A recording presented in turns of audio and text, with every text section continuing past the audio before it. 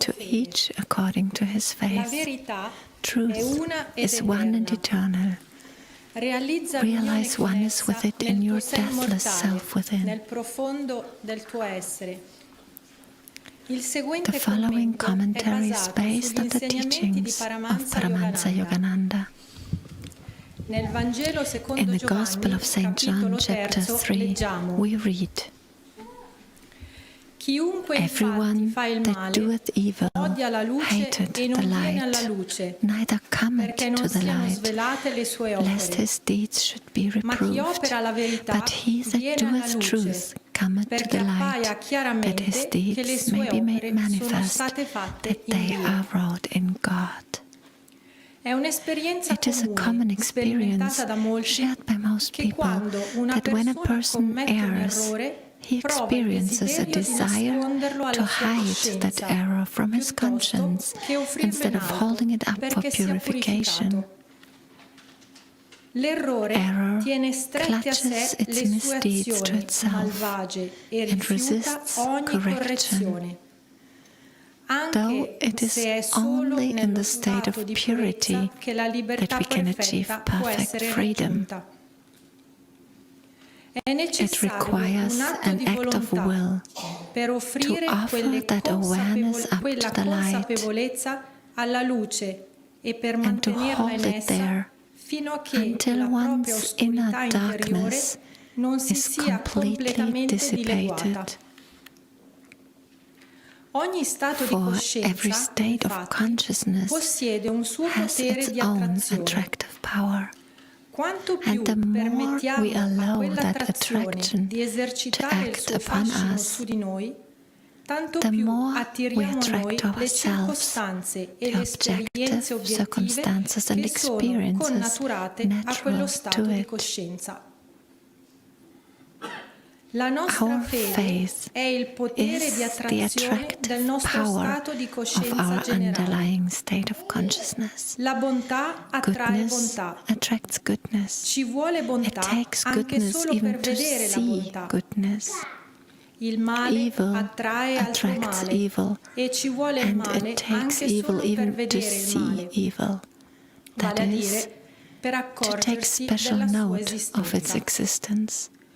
Whatever there is in you of darkness or light, offered up to the heights, in the supreme light alone will we find salvation.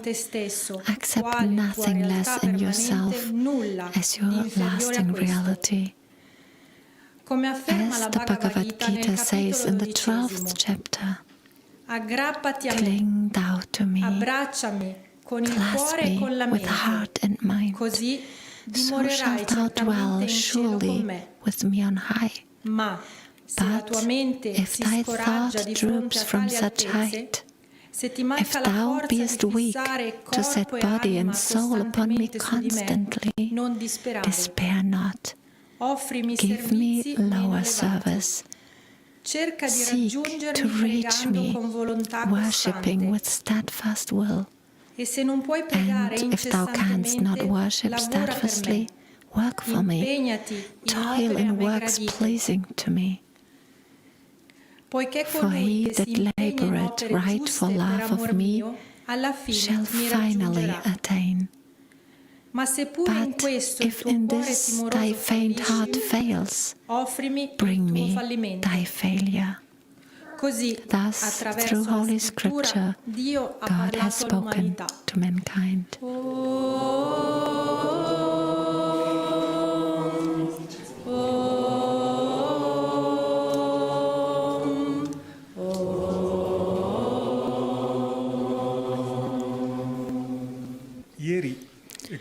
Yesterday and this morning I prepared for this service, but April 21st is a very important day. Many memories and things I remembered came back to mind.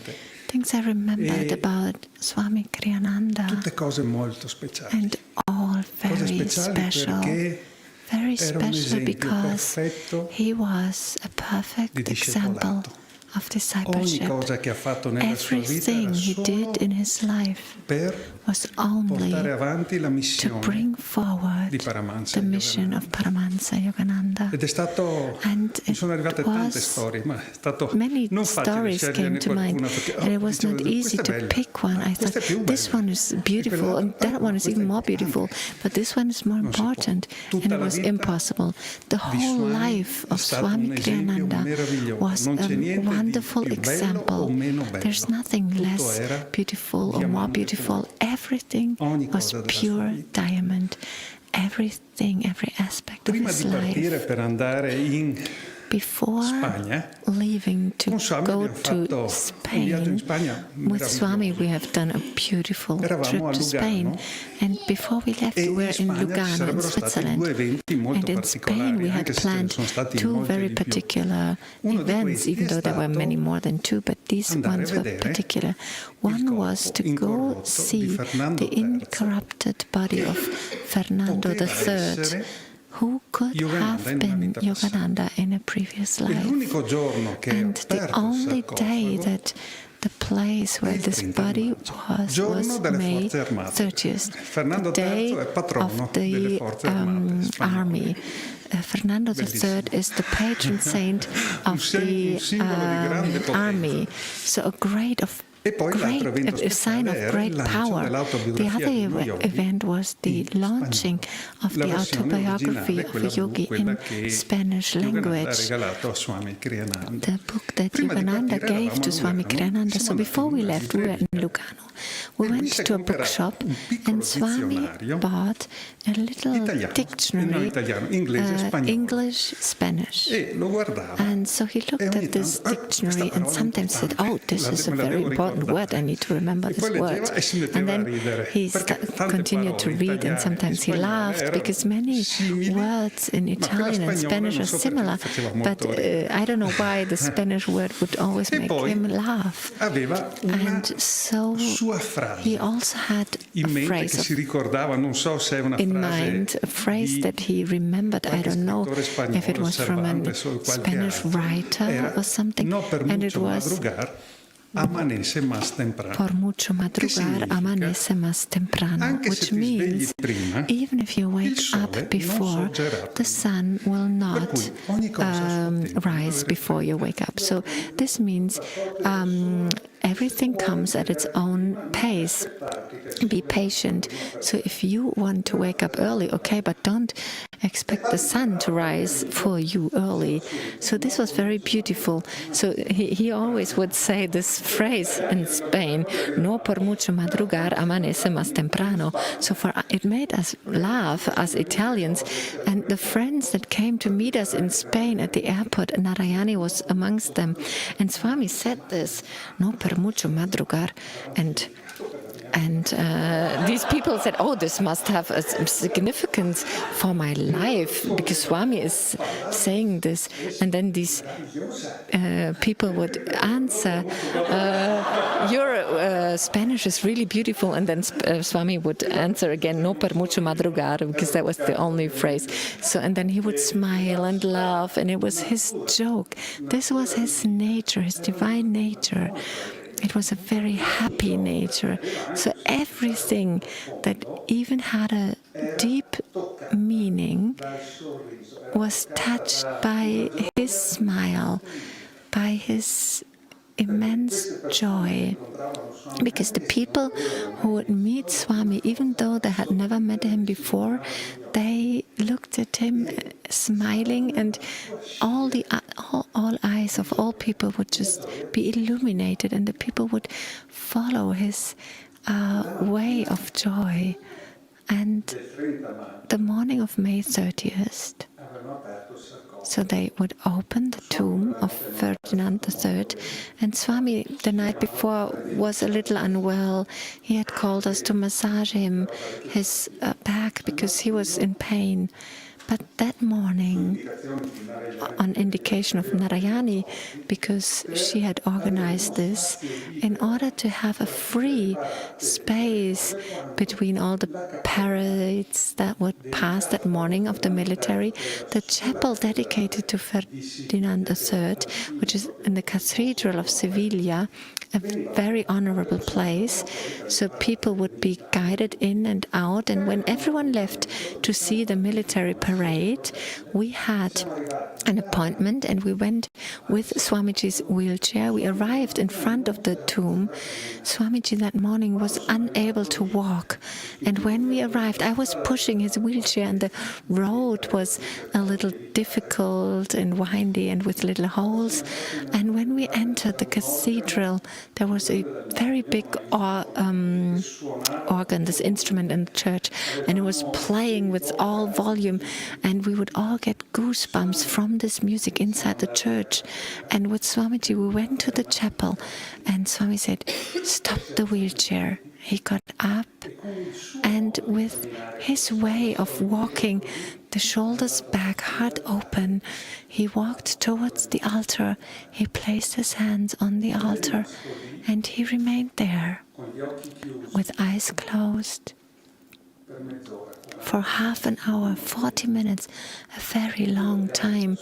And myself and the other people who were with Swamiji, we were a little afraid that he would fall back. He didn't. He stood there in contemplation of his master. How many years have passed from when Ferdinand III had been alive? Many years. But on the right of that altar, there was another place which contained the body of Alphonse X, and he was called the sage, El Sabio. He was the one who continued the work of Ferdinand III. And Ferdinand III was called the saint. And also this son of Ferdinand, he had written 400 pieces of music. He had brought forth the mission of his father. And there were many possibilities, maybe even some securities, that he was Swamiji in a previous lifetime. Even if lives repeat themselves, this strength, this power of this eternal union between master and disciple will not be interrupted, cannot be interrupted. The masters come and go, disciples come and go. And when the disciples come, what do? They bring forth the mission that the masters has given to them. And then life always brings you back to this encounter, to this meeting. And for me it was wonderful to be able to see this union. I didn't know if I should look at Swami or at Ferdinand III. And I think I was looking at one and I saw the other. I looked at the other and I saw Ferdinand III. There was no difference. The energies were the same, very strong, very powerful, and inseparable. A disciple cannot separate from its own master. Things might not turn out well in a lifetime. Maybe we put our master on a second shelf, but after a while we will understand that if we don't put our master on the first shelf, our life will be a disaster. And Swami had always had his master on the first shelf of his life, and he was an incredible example for all of us of the union with his own master. At a certain point, an official came into the cathedral and said, "We need to celebrate Mass on this altar." And Swamiji, who was in a state of really deep inwardness. We accompanied him to sit down on one bench of this church, and then we put him back on his wheelchair, and he continued to be in deep meditation the whole time. And after a while, because we were a little curious, because we could have been wrong to feel if Ferdinand III was or was not Paramahansa Yogananda, but Swamiji could not have been wrong. So after a while we asked him, and he said, it is him. And it was such a touching emotion and experience, but we knew it because we saw Swami in such a deep state of consciousness, and the light that he emanated was for sure the light of Paramahansa Yogananda. Then we did the launching of the book Autobiography of a Yogi in Spanish. And Swami didn't say no por mucho madrugar, but he talked wonderfully. He has an incredible memory. He sees a word and it's registered in his mind forever. And he talked a mix in 70% Spanish, 30% in Italian, but it was perfect. It was just so right, because it was not his voice that we could hear. It was the energy behind his words that we could all understand, that everyone could understand. And he really wanted to express himself 100%. But neither Spanish nor Italian are his mother tongues. But he made himself be understood through the energy behind his words. And everyone understood through their ears and through their hearts the message that Swamiji brought. Because the autobiography is the book that he read, and after reading it, he met Paramahansa Yogananda. So every word he said that day was special, and it was a marvelous event. All this, let's call it, explorative holiday to Sevilla was a very special moment for all of us, but for the whole community. Every disciple, every person that loves Master is linked with an invisible thread to all other disciples. So when one disciple makes a beautiful experience, then all the others who are in tune with Yogananda receive the same thing. It's not that one disciple is special because he's close to Swami and one is less special because he's not with Swami in this moment. It's not like that. We are all linked to Swami because we love Yogananda. And this love makes us all participate in this eternal joy to have a master like Paramahansa Yogananda. I want to tell you another story. We went to Sorrento. Swami loved Sorrento very much. He loved the sea. He loved the food of Sorrento. He loved the place, the people, the smiling and happy people. He loved to see Naples from afar because he had been there when he was a boy. When his parents took a boat to return from Romania to the United States, this ship had stopped at Naples, and so Swami with his family had visited Naples and the Sorrento coast. They had been to Capri, and he, in that moment, as a little boy, he had absorbed the beauty of those places, and he went back many times after to Sorrento. And while we were walking on the streets of Sorrento, we went into a shop where they would sell images, drawings, paintings. And Swami went in and he came out with tears in his eyes. And we thought he must have seen something very special. The day after, Swami said, let's go again into that paintings shop. he entered and he came back out with a painting with tears in his eyes, and I want to show you the painting.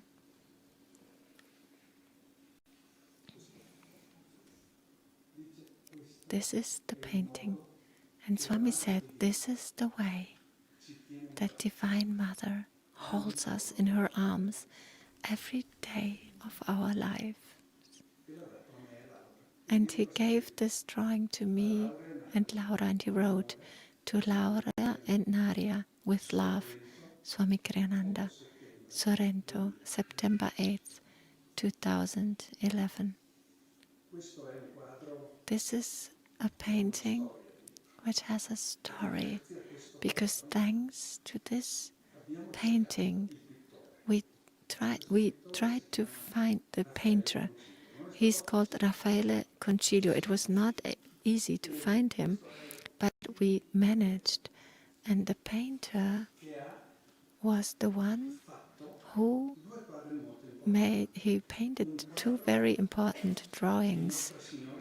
One is of our Mother of Guadalupe, which Swami has in his dining room, because he wrote a piece on Divine Mother of Guadalupe. And then in India, they don't consider Jesus as a very special person. Some, yes, of course, but most Indians don't. And so Swami wanted this Raffaele Concino, this painter. He asked him to make a painting of Jesus, and behind Jesus, Krishna, because they both have Christ consciousness. And obviously it would have been much easier to have a painting where they are both together for India, because Swami thought, like, for his mission in India, only Jesus could have been not so perfect for Indians. So Swamiji had this painter made this drawing with Jesus and Krishna, and we went to pick the drawing up, and Swami was in Goa, and he said, come to Goa, bring us the painting. So we took the painting and we went to Goa.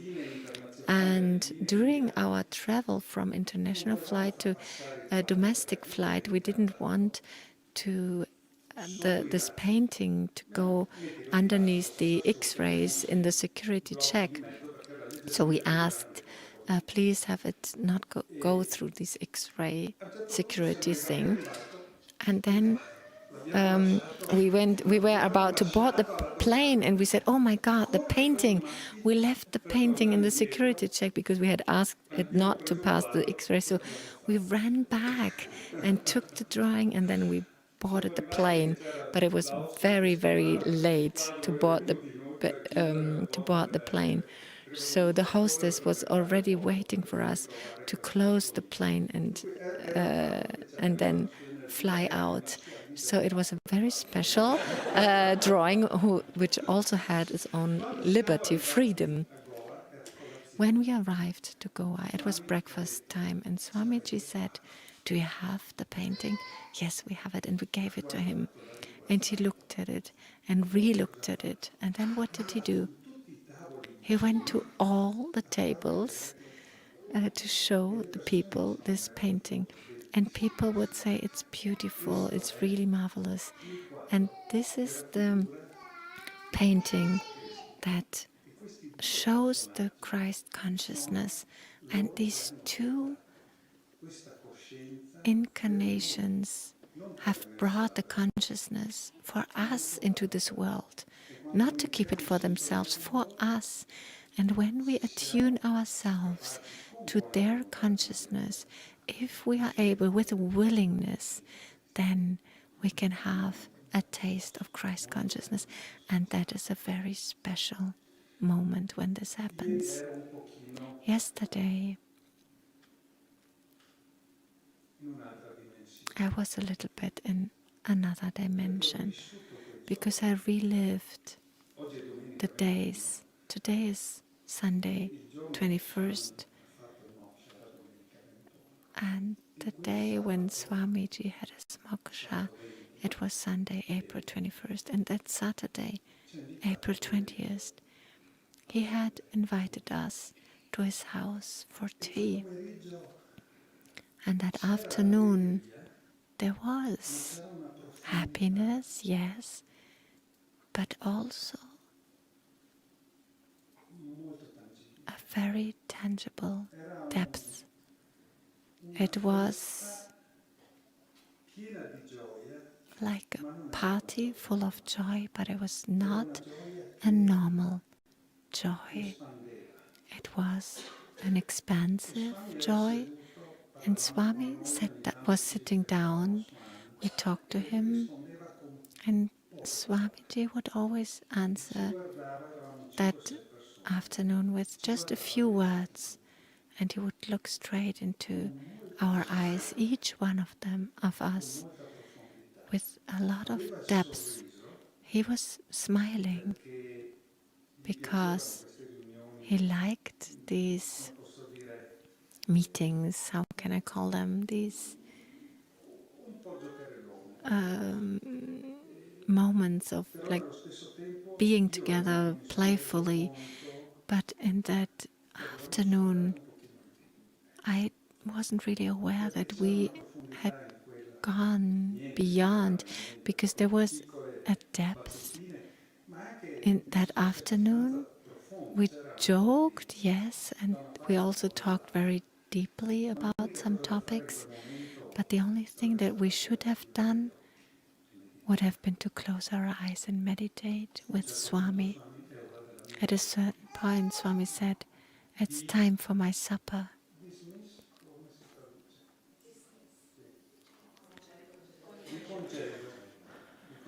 And he said, "I dismiss you." And so we left, as usual.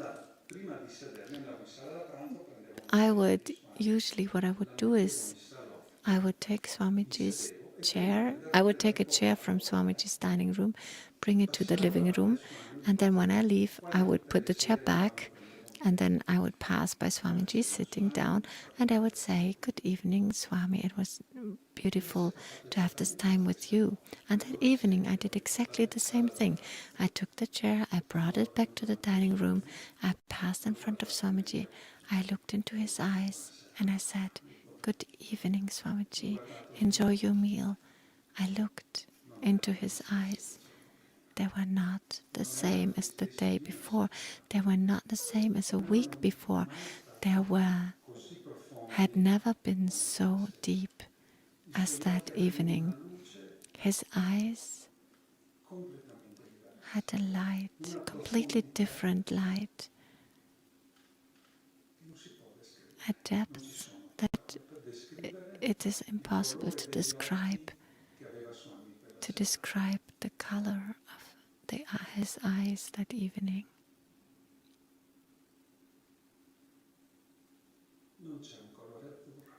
There is no blue color in this world that can describe the color of his eyes that evening. Maybe we will encounter this blue again in the astral world.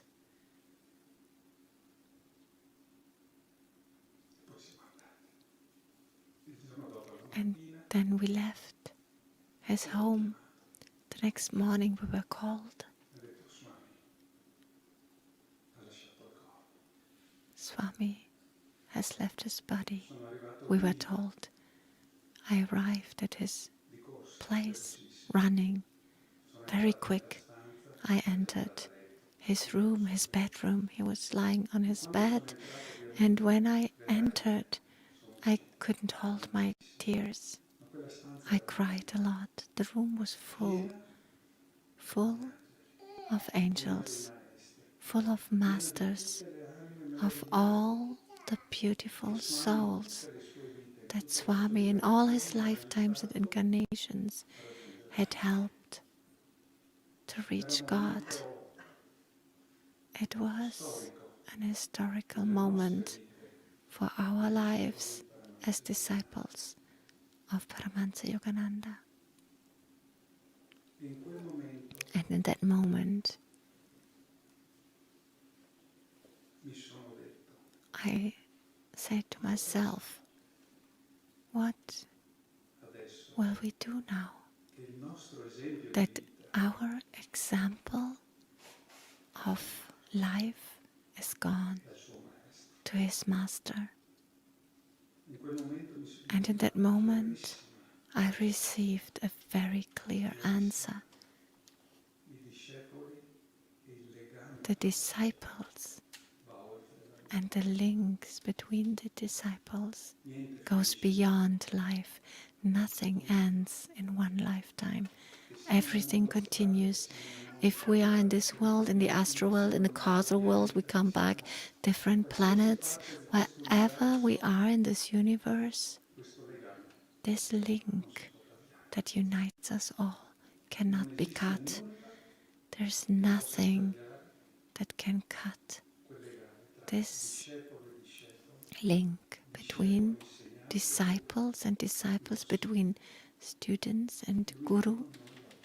And he's here with us today because our love for him, our spiritual guide, even if he's not in flesh anymore, he's here. And think, you might think he's not watching us, but it's absolutely not like that. He cares about each one of us as he would care for himself. And he will continue to transmit his strength, his love for Yogananda to all of us for eternity. We should never think that Swamiji is not with us. Never. Because he came in the right moment to bring forth the mission of Yogananda, and he will always do so. We arrived at the right moment, and we will bring forward the mission of Yogananda. And we always need to try to tune ourselves with the infinite love, which is the eternal link with our Master. Because as Jesus said, I give everything to my friends. I don't call you servants, I call you friends. And to my friends I give everything. And you will sit with me at the right side of our Father. And that moment, that morning of April 21st, 2013, I clearly felt, you have been close to me, and who knows me knows not me, but Paramahansa Yogananda. And who knows Paramahansa Yogananda knows God. And this is my wish for each one of you, a wish that we can do each other, that we might live every day of our lives with this attunement, with Swami, with Yogananda, and with God. And he will always be at our side.